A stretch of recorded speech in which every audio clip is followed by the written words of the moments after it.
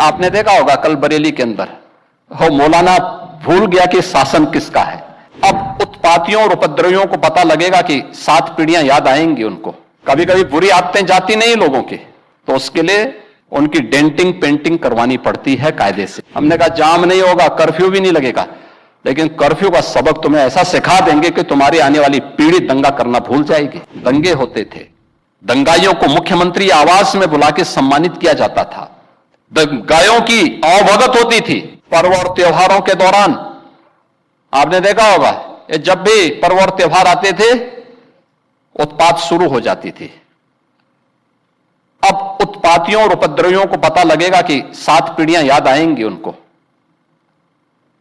क्योंकि कभी कभी बुरी आदतें जाती नहीं लोगों की, तो उसके लिए उनकी डेंटिंग पेंटिंग करवानी पड़ती है कायदे से, जिससे उनकी बुरी आदतों को हम ठीक कर सकें। और यही डेंटिंग पेंटिंग आपने देखा होगा कल बरेली के अंदर हो मौलाना भूल गया कि शासन किसका है। वो ये मानता था धमकी देंगे और हम जबरदस्ती जाम कर देंगे। हमने कहा जाम नहीं होगा, कर्फ्यू भी नहीं लगेगा, लेकिन कर्फ्यू का सबक तुम्हें ऐसा सिखा देंगे कि तुम्हारी आने वाली पीढ़ी दंगा करना भूल जाएगी। क्या तरीका है जी? आप सिस्टम को ब्लॉक करना चाहते हैं। और यह प्रवृत्ति थी यूपी के अंदर, 17 के पहले यही होता था। और हम इसी बात को कह सकते हैं कि 17 के बाद हमने कर्फ्यू भी नहीं लगने दिया, लेकिन ऐसे बैरियर को चुन चुन करके वे जिस प्रकार की भाषा को समझते थे उस प्रकार की भाषा से उनको समझा करके उसको उसकी सजा दिलाने का काम भी किया है। और उत्तर प्रदेश की ग्रोथ स्टोरी यहीं से शुरू होती है।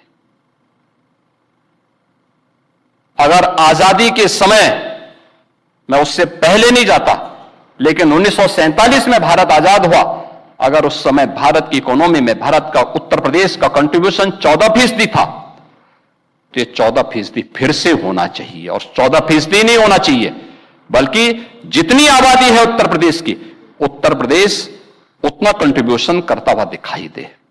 ये हमारा राष्ट्रीय धर्म है और दायित्व भी है, और उसी के तहत ये सब कार्य योजना बन रही है। उत्तर प्रदेश के अंदर इंफ्रास्ट्रक्चर अच्छा हो, 17 के पहले कोई कल्पना भी नहीं करता था। आज देश के अंदर 55% एक्सप्रेस वे उत्तर प्रदेश के पास हैं। सबसे अधिक सिटी में मेट्रो का संचालन उत्तर प्रदेश कर रहा है। 17 के पहले 2 एयरपोर्ट पूरी तरह क्रियाशील थे, लखनऊ और वाराणसी। गोरखपुर और आगरा आंशिक रूप से क्रियाशील थे। गोरखपुर में एक फ्लाइट आती थी, कभी भूल से आ गई, हम लोगों को ट्रेन से दिल्ली जाना होता था। आप सोचो 14 घंटे की हमारी जर्नी हुआ करती थी। बहुत इमरजेंसी में कोई होगा तो मुझे गोरखपुर से लखनऊ 6 घंटे बाई रोड आना पड़ता था, फिर यहां से मैं फ्लाइट पकड़ता था दिल्ली के लिए। आज गोरखपुर से 14 फ्लाइट चल रही हैं, 14 फ्लाइट देश के अलग अलग सिटी को जोड़ रही है। 16 एयरपोर्ट हमारे आज के दिन पे क्रियाशील हैं। देश का सबसे बड़ा एयरपोर्ट हम अगले महीने देश को समर्पित कर रहे हैं, नोएडा इंटरनेशनल एयरपोर्ट। यानी ये उत्तर प्रदेश वही है जो पहले बीमारू था। बीमारू था नहीं, बीमारू बना दिया गया था। बीमारू मानसिकता वालों ने इसको बीमारू बना दिया था। ये बीमारू मानसिकता वही है जो परिवारवाद और जातिवाद है, ये बीमारू मानसिकता है। और इसी बीमारू मानसिकता ने उत्तर प्रदेश को बीमारू बना दिया था। परिणाम क्या था? दंगे होते थे, दंगाइयों को मुख्यमंत्री आवास में बुला के सम्मानित किया जाता था, दंगाइयों की अवभगत होती थी, और पेशेवर अपराधी और माफियाओं के सामने सत्ता सैल्यूट करती थी और सत्ताधारी लोग उनके कुत्तों के साथ हाथ मिलाया करते थे। आपने वो दृश्य देखे होंगे, कैसे सत्ता का मुखिया एक माफिया के कुत्ते से हाथ मिलाकर के अपने को गौरवान्वित महसूस करता था। ये स्थिति थी। आप अनुमान करते हैं उत्तर प्रदेश के लोगों को इन्होंने सुरक्षित किया था? ये सुरक्षित करते? हर जिले के अंदर एक माफिया दे दिया था और हर माफिया को जिले के अंदर पैरेलल समानांतर सरकार चलाने की पूरी छूट दे दी थी। आज परिणाम क्या था? 17 में आते आबते उत्तर प्रदेश न केवल बीमारू था बल्कि उत्तर प्रदेश के नागरिकों के सामने पहचान का संकट भी था। हर व्यक्ति अपनी पहचान के लिए मोहताज था। न बेटी सुरक्षित, न व्यापारी सुरक्षित। खेतीबाड़ी चौपट, किसान आत्महत्या करता था। नौजवान की नौकरी पर सेंध लगती थी, उसकी नीलामी होती थी। चाचा भतीजा दोनों वसूली के लिए निकल पड़ते थे। वसूली का गैंग चलता था। ट्रांसफर पोस्टिंग में इनके दलाल बोली लगाया करते थे।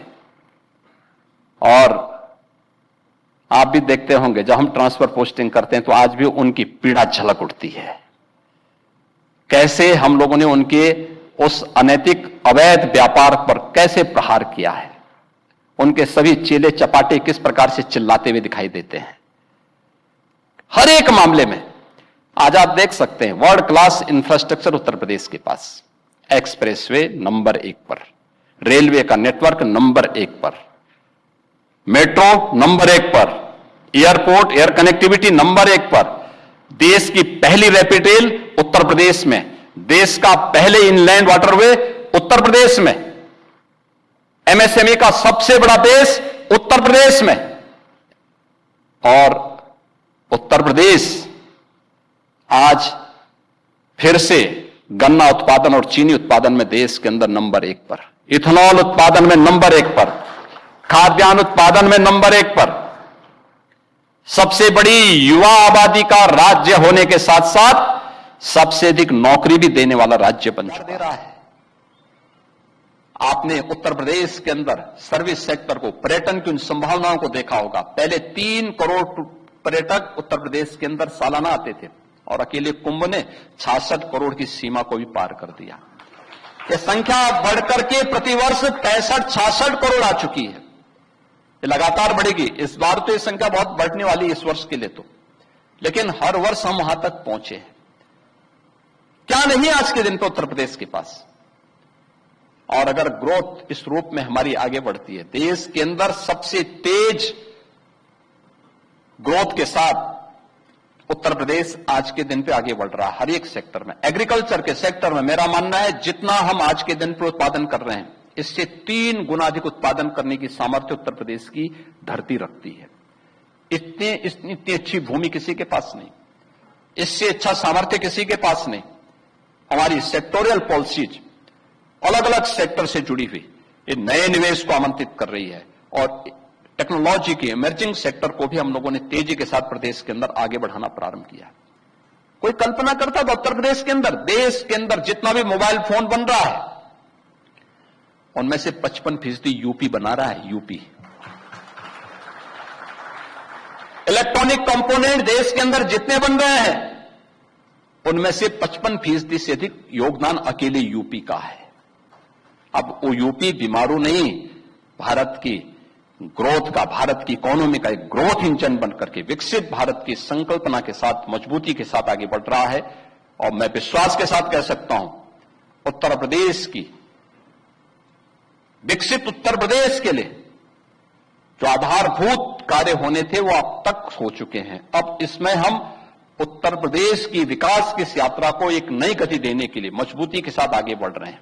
मजबूती के साथ आज डिफेंस कॉरिडोर हमारे पास है, एक्सप्रेसवे का एक बेहतरीन संजाल हमारे पास मौजूद है।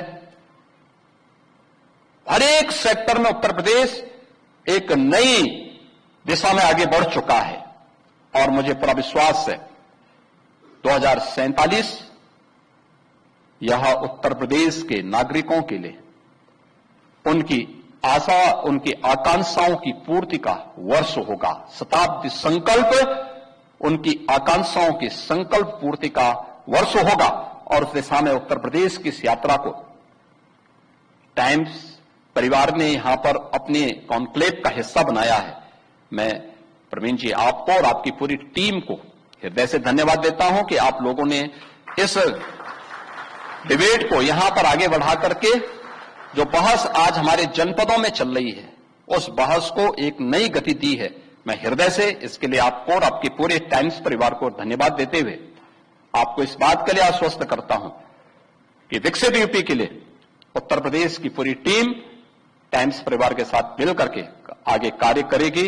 आपने यहां पर विकसित उत्तर प्रदेश के लिए यहां पर एक पुस्तक का भी अभी विमोचन करवाया है। मुझे प्रसन्नता है कि विकसित उत्तर प्रदेश आज चर्चा पर चर्चा का विषय बना है, क्योंकि ये विकसित उत्तर प्रदेश हमारा मंत्र बनना चाहिए, हमारा संकल्प बनना चाहिए, हमारे जीवन का हिस्सा, दिनचर्या का हिस्सा बनना चाहिए, क्योंकि यही हमें उस गुलामी की मानसिकता से उभारेगी जिस मानसिकता ने भारत को पिछड़ा बना दिया था, उत्तर प्रदेश को बीमारू बना दिया था। धन्यवाद। जय हिंद।